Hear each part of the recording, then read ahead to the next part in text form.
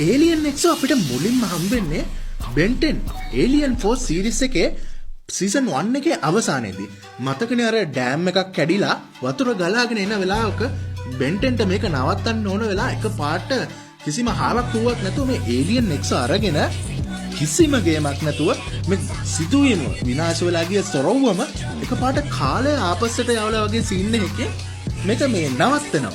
ඉතින් මෙතනදී තමයි බෙන්ටෙන් ෆෑන්ස්ලාට ඒලියන් එක්ස් කියන්නේ මොන වගේ බුවෙක්ද කියලා පුංචිම හරි ඉඟියක් හම්බෙන්නේ. ඉතින් ඊට පස්සේ අපිට ඒලියන් එක්ස් සීරීස් එකේ දකින්න හම්බෙන්නේ හරියටම එක්තරා ආකාරයක සීසන් එකක් ඉවර වුණායින් පස්සේ මෙයාව ඊළඟට හම්බෙන්නේ අල්ටිමේට් ඒලියන් සීරීස් එකේදී. මෙතනදී තමයි අපිට ඒලියන් එක්ස් ඉන්නේ කොහෙද?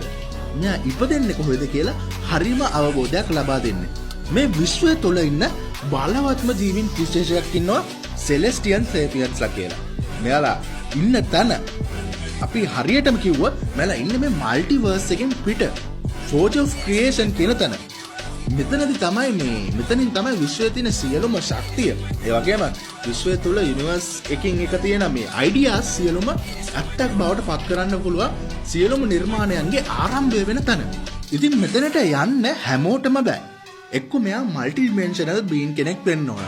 උදාහරණයක් විදිහට අපේ ඩොක්ටර් පැරඩොක්ස්ට මෙතනට යන්න පුළුවන්. ඊට අමතරව එහෙම නැත්නම් මෙයාට නිකන් අර map of infinity වගේ මල්ටි ඩිමෙන්ෂනල් බීන් කෙනෙක් විසින් නිර්මාණය කරපු උපකරණයක් යොදාගෙන මෙතනට යන්න පුළුවන්. හරියට ඇග්‍රගෝර් ගියා වගේ.